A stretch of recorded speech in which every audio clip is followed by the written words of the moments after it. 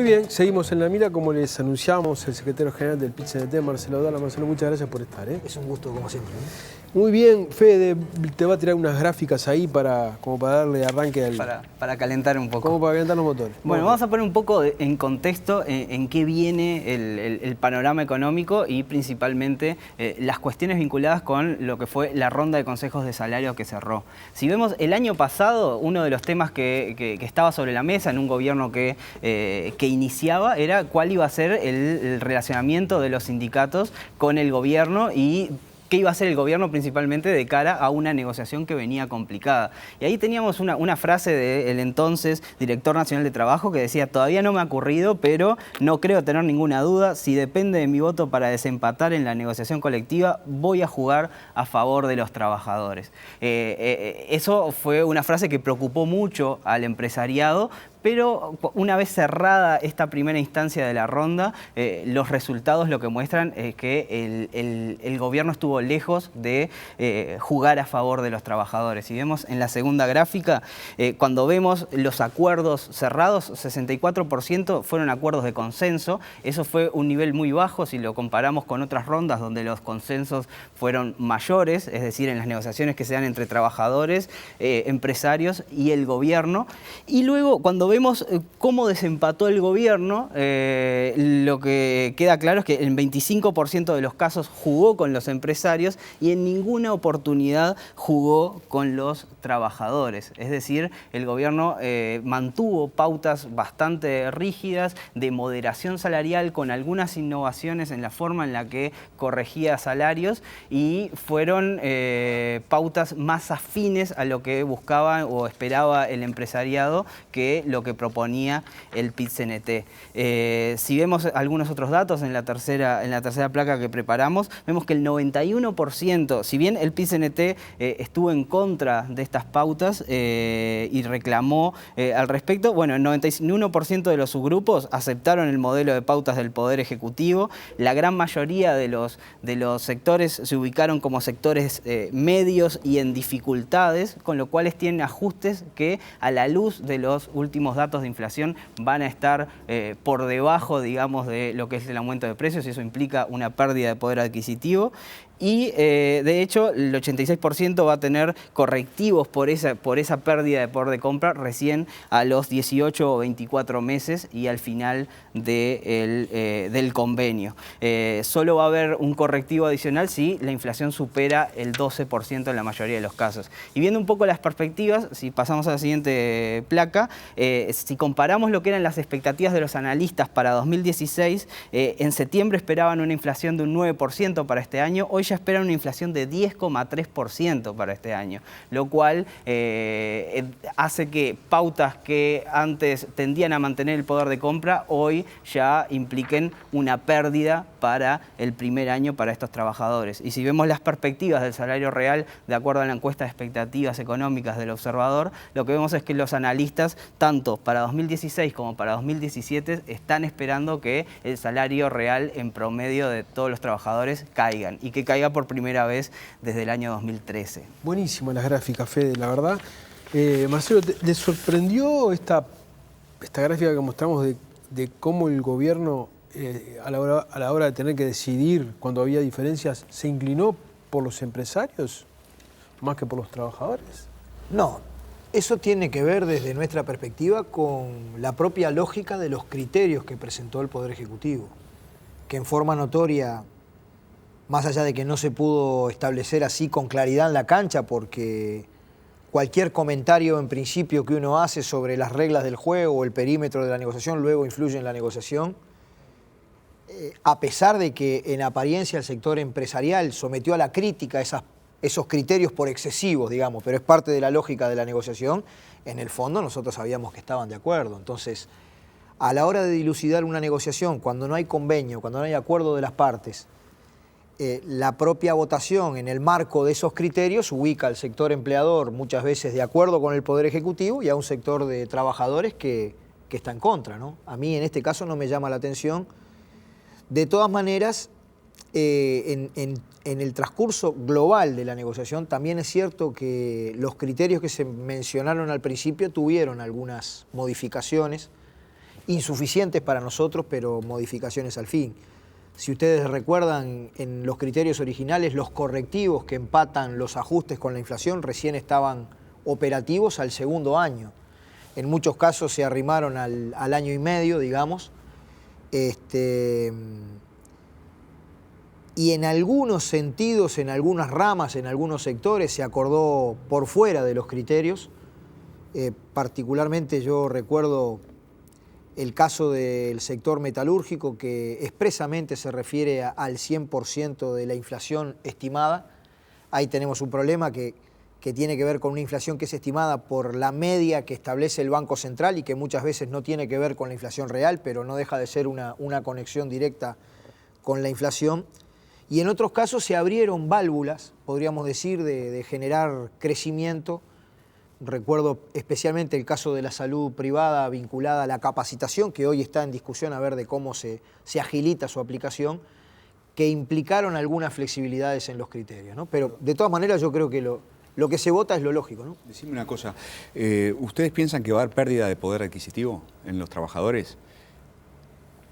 Puede darse cierta pérdida del poder adquisitivo en el transcurso de los acuerdos, haciendo excepción de la foto, digamos, que implica el momento en que se aplica el correctivo y probablemente al final del convenio colectivo. Aunque, digamos, nosotros vemos un factor de complejidad. Cuando se aplica un correctivo al final, siempre puede ser un factor problemático, porque el final de un convenio es el inicio de una nueva negociación y eso puede entreverar un poquito las cosas. Pero, perdón, Gabriel, pero... salvo esas dos fotos, puede darse la situación de cierto, pequeño, pero cierto deterioro del poder de compra. Y mi pregunta siguiente es, ¿y hubieran aceptado pérdida de poder adquisitivo con un gobierno de la calle Pou?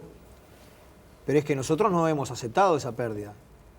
Digamos, el problema es que nosotros siempre nos debemos mover en una posición compleja, digamos, de mirar simultáneamente por el desarrollo de los puestos de trabajo y el cuidado del empleo y del cuidado del salario real. Al final de cuentas son formas en que se expresa lo mismo, cuál es el nivel de ingresos de los trabajadores y la gran mayoría de la población. Con la misma actividad que queremos políticas contracíclicas que generen trabajo, defendemos el salario y nos preocupamos por los precios. Porque yo quisiera que esta proyección estuviera equivocada. Entonces yo me tengo que parar y decirle al Poder Ejecutivo, bueno, señores del Poder Ejecutivo, ya que ustedes establecieron estos criterios sobre la base de una inflación decreciente, me pregunto, ¿aplicamos las salvaguardias ubicadas y barajamos y damos de nuevo y negociamos de vuelta todos los consejos de salario? ¿O en serio se van a tomar medidas para que la inflación no crezca? Porque con una inflación decreciente, si se diera, los resultados de estos criterios son otros también, ¿no es cierto? No sé si se entiende el razonamiento. O sea que hoy las exigencias del movimiento sindical están más puestas sobre bajar la inflación que sobre validar mayores subas del salario. Aumentar el salario nominal o bajar la inflación tienen un impacto que es que el salario real no se deteriora o crece. Digamos, nosotros queremos una discusión de conjunto. ¿Qué medidas se van a tomar para cuidar el trabajo? ¿Qué medidas se van a tomar para cuidar el salario real que impacta, sabemos, sobre las jubilaciones, sobre las pasividades, porque tiene efectos indirectos, efectos multiplicadores que consideramos importantes, inclusive como parte de medidas contracíclicas, digamos? ¿Cómo vamos a abordar la negociación colectiva? Nosotros el mes que viene tenemos una reunión ya establecida con Tabaré Vázquez para discutir con qué criterios se para el Poder Ejecutivo en estos consejos de salario. Es decir, no renunciamos a que eso se transforme, pero a su vez decimos, si se acordó sobre una base que ustedes estimaron que iba a haber inflación decreciente, como yo tengo que cumplir el convenio colectivo y el sector empleador también, ustedes de alguna manera generen las condiciones para que esa inflación decreciente se concrete, ¿no? Porque si no el resultado es el mismo. Ahora yo te escucho en la primera respuesta que diste decir, sí, reconocer que puede haber alguna pérdida de salario real, ¿no? Y yo trato de hacer memoria de otros años. Yo te decía que has venido muchas veces al programa, y tanto vos como Fernando Pereira, me parece que tenían otro tono hace algunos años. Y por algo le pusimos al título de la nota el PIT se modera. Por algo que Fede comentaba en el programa pasado, ¿no? Que vos decías que vos veías una moderación en la actitud del PIT-CNT. Sí, yo creo que hoy en día el PIT-CNT ha puesto la mira más en el gobierno y lo que puede hacer el gobierno que antes, que estaba más puesta en el sector privado y que el sector privado podía dar más. ¿Hay algo de eso, Marcelo? No sé, eso corresponde a los analistas, digamos, y son válidas todas las opiniones. Yo entiendo que la opinión del PIT-CNT es la misma, hasta con independencia de cómo se expresa. Nosotros hemos dicho con claridad, en momentos de desaceleración y que las cosas se complican, está en discusión si no se agotó un modelo entero, es decir, el modelo que sobre la base de precios internacionales altos de las materias primas e inversión extranjera directa, digamos flujos de inversión extranjera directa, se podía gestionar ese crecimiento con cierta redistribución. Bueno, en la base de eso se acabaron los precios internacionales altos de las materias primas y los flujos de inversión están complicados. Nosotros hemos sostenido que esa perspectiva no era eterna, que había que diversificar la matriz productiva, que había que generar otro tipo de puestos de trabajo, también otra inserción internacional desde el punto de vista de otra base productiva, otros mecanismos de expansión de los derechos. En realidad, los planteamientos estratégicos que hace nuestra central son los mismos y enfrentan, te diría, las mismas dificultades que enfrentamos desde el fondo de la historia. Tal vez lo que sí pudiera ser, cuando en el sector privado contingentes de trabajadores empiezan a tener, digamos, más en riesgo el trabajo, tal vez la ponderación de cómo jugar equilibradamente en defensa del trabajo y del salario al mismo tiempo sea un poquito más equilibrada, ¿no? Ahora que hablas del tema en el fondo del modelo de desarrollo, ¿no? Lo conversábamos antes de empezar el programa. Uno de los grandes temas de este año, uno de los grandes asuntos en discusión es la inserción comercial, ¿no? Estamos como, el 2016 en ese sentido es parecido al 2006, ¿no? Cuando el primer gobierno de Vázquez puso claramente arriba de la mesa el TLC con Estados Unidos. Y ahora de vuelta hay una ofensiva aperturista, creo yo, desde el gobierno de Vázquez, en este caso Vázquez II. Ustedes desde el movimiento sindical, ¿cómo están viendo esta movida aperturista que se manifiesta en las negociaciones con Chile por el TLC, en las guiñadas el año pasado hacia el TISA, o bueno, el apoyo a la visión de seguir en el TISA, en poner un ojo en la Alianza para el Pacífico, en poner el otro ojo en el TPP, ¿no? ¿Cómo están viendo desde el movimiento sindical esos gestos de la Cancillería y del Ministerio de Economía? Yo creo que hay una percepción de que el PIT-CNT siempre le pone como carita de asco. Bueno, quiero ser muy respetuoso, pero también muy sincero. Nosotros tenemos una diferencia muy profunda con la línea de la Cancillería de este país. Lo quiero decir porque a veces en el mensaje público que se daría la impresión de que en aras de vender carne, algo, nosotros hipotecamos una perspectiva estratégica de futuro que nos es muy cara, ¿no? ¿Cuál es esa perspectiva estratégica? ¿Por qué es tan importante para el PIT-CNT el tema de la apertura? Para nosotros la línea, digamos, de inserción internacional es la contracara de qué base productiva y laboral vamos a desarrollar. Con franqueza, cuando se piensa en términos de libre comercio en países de estructura y de niveles de desarrollo tan heterogéneos, nosotros partimos de la base de que esa relación liberalizada en forma comercial no va a ser otra cosa que exacerbar esas diferencias, ¿no? Entonces, a la hora de que nosotros decimos, bueno, apostar a políticas contracíclicas, a desarrollar industrialmente el país, a generar las condiciones de que Uruguay se pueda insertar de manera creativa en la nueva revolución tecnológica, en sectores dinámicos, digamos, de la economía, tenemos un problema que casi que es un cerco de acero. Las características de nuestra demanda interna que pueden ayudar en momentos de crisis para compensar nuestras dificultades de exportación no dan para que se produzcan las escalas y las dinámicas de desarrollar estos sectores. Entonces precisamos hacerlo con otros. Ahora, ¿con quiénes? Siempre hemos apostado en pérdidas permanentes, digamos, a que América Latina tenía que apostar a una integración que no fuera ni siquiera meramente comercial. Y al Mercosur. Y al Mercosur y otras formas que implicaban una idea de integración profunda, infraestructura, complementación productiva. Que fracasó. Que fracasó por ausencia de posibilidades de implementar en serio una integración mucho más profunda. Pero ante esa realidad, ante ese fracaso, ¿cómo es posible en el mundo de hoy imaginar Yo un me modelo acercaría- de país si no te abrís de alguna manera. Vos me podés Yo decir... abriría una discusión de decir, bueno, ¿por qué no nos acercamos? La B larga de los BRICS está complicada. Ustedes venían conversando Sí, de ese quedó en tema. RICS. Y la R también está Este, complicada y la C también está Va a quedar complicada. la S. Está todo, sí, sí. Yo diría, ¿por qué no desarrollamos procesos de investigación científica común, de desarrollo de sectores de conjunto, de financiación alternativa a la que hay? ¿Por qué no tiramos una línea más sur-sur, digamos, que solamente apostar a un acuerdo con Estados Uruguay Unidos? ¿Tiene la capacidad diplomática para ir y presentarse ante estos gigantes y decirle, miren, nosotros tenemos la solución para integrarnos y buscar... No creo que sea la capacidad, pero ocupa un lugar estratégico en el Atlántico Sur.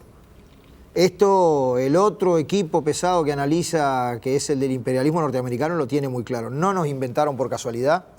Estamos en un lugar estratégico, cerca de Argentina, cerca de Brasil. Este lugar es un lugar que puede ser visto como atractivo, de modo de entrada de infraestructuras, empresas dinámicas en América Latina. Y por esa razón yo digo, en vez de siempre apostar a los lugares donde están los grandes poderosos, ¿por qué nosotros no tiramos líneas desde el punto de vista de tener una inserción internacional que, sin dejar de insistir en América Latina, tire algunas líneas en el sentido ¿Y no se de... te pasa por dentro de las posibilidades la idea de que no existimos?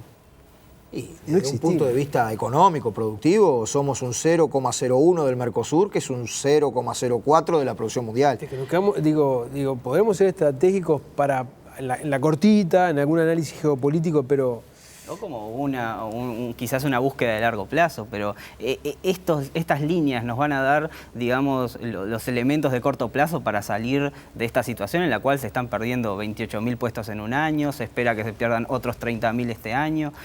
Por lo pronto, el temporal que nos viene de nuestro frente externo, la inserción internacional del país desde un punto de vista comercial, ha mantenido sin demasiado cambio la canasta de productos que ofrecemos, básicamente todos recursos naturales, materias primas, pero sí ha diversificado los mercados de destino.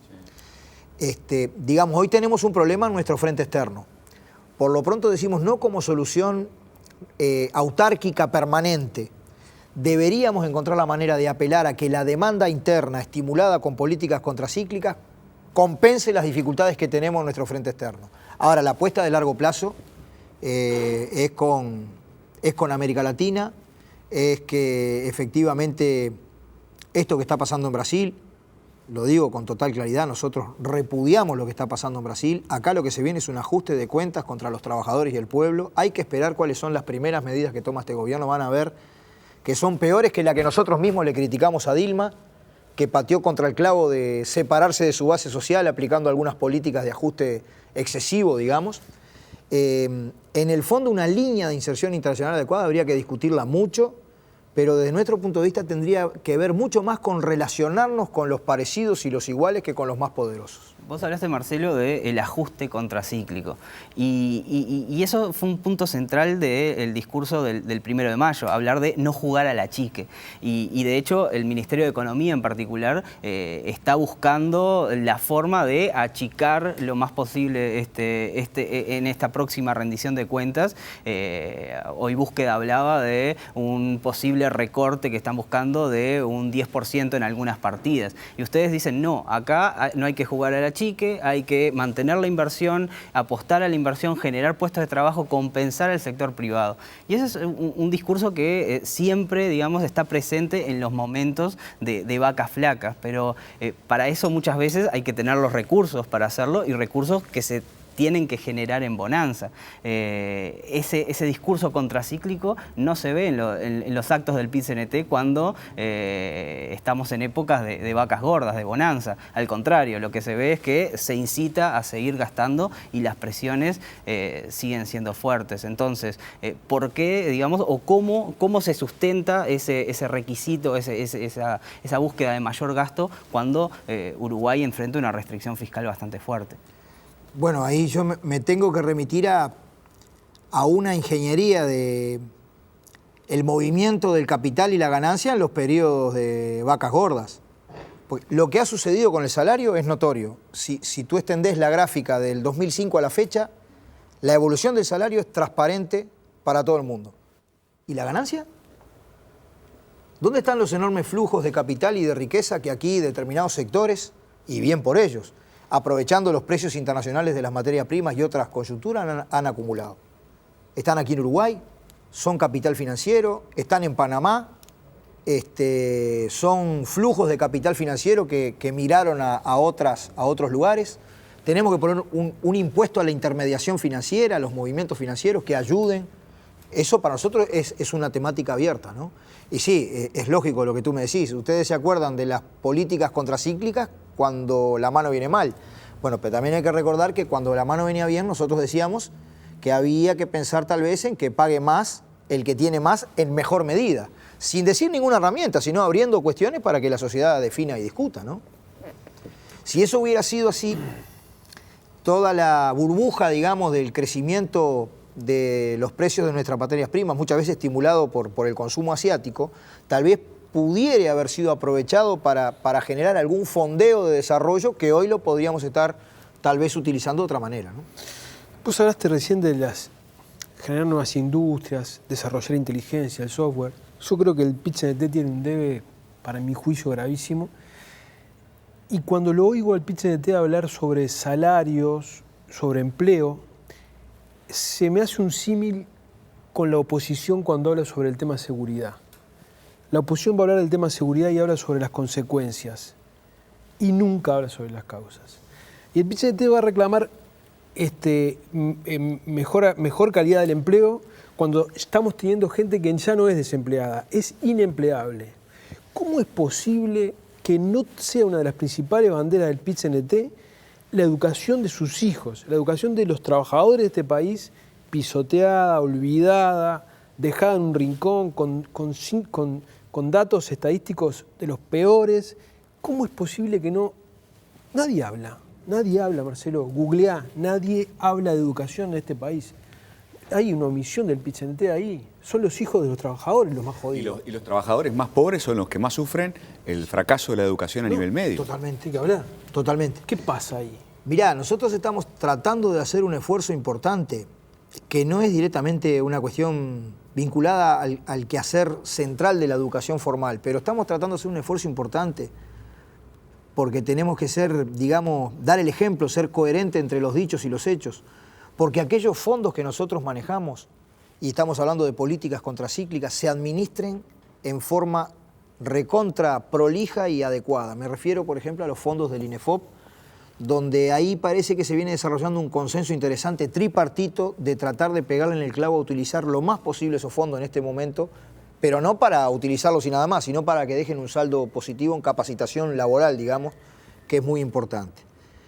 Y en torno al otro tema tenemos una gran dificultad. Yo confieso en esto, en un sentido autocrítico.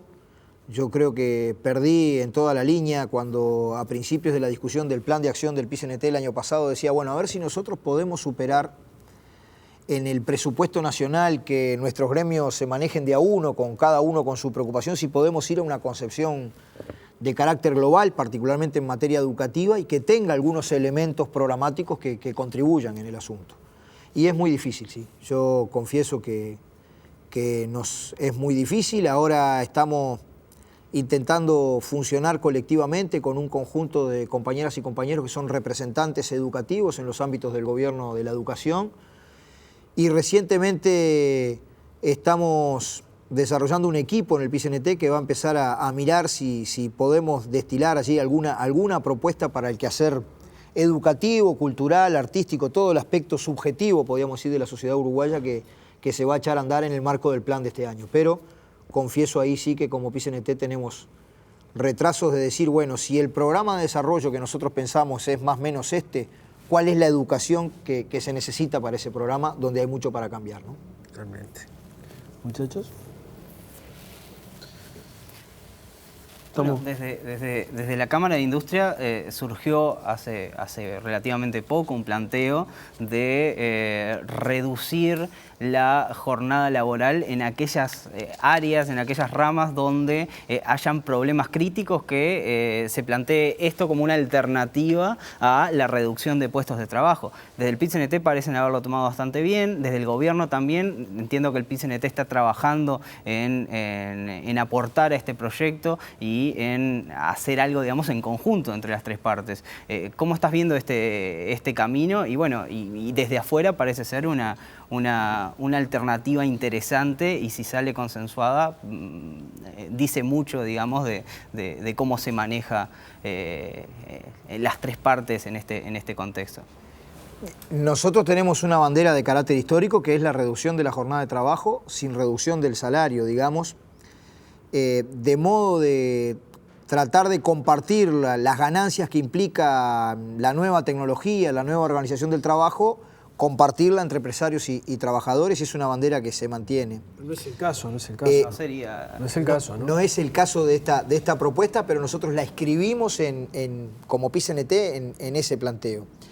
El punto que nosotros hemos planteado, diferente de la flexibilidad del horario de trabajo, que tiene mucho de discrecionalidad de la empresa, que dice, bueno, a qué hora entras, a qué hora salís, a qué hora entras, a qué hora salís, que para nosotros es dable. Antes de que en una empresa queden afuera un 20% de los trabajadores o sobre un 20% de las horas de trabajo, es dable de buscar todas las posibles alternativas que mantengan el personal vinculado a la empresa. Porque también es cierto que cuando hay achique del personal es mucho más difícil en el tiempo recuperarlo. Es mucho más rápido el ajuste hacia abajo de la cantidad de trabajadores que después volver a reincorporarlos. Y para nosotros también es de interés que la organización se mantenga unida, fuerte, y todos en el lugar de trabajo. Por esa razón, nosotros vimos con buenos ojos el planteo, por eso lo planteamos de esa manera públicamente, lo tomamos en la cuestión del planteo en el 1 de mayo, pero además ya hay distintos acuerdos que se han hecho, principalmente a nivel de empresa. Esta no es una cuestión a nivel de rama, porque a veces la situación en las ramas es heterogénea en ese sentido, pero sí que se han hecho. Antes de despedir o enviar al seguro de paro, trabajamos un día menos y le damos a ese acuerdo acuerdos puntuales. 3 meses, y después vemos, y esas cosas funcionan. ¿No? Marcelo, te quedo enormemente agradecido por haber estado. Un gusto ¿sí? siempre venir. Muy bien. Nos vamos a una tanda, Yauni.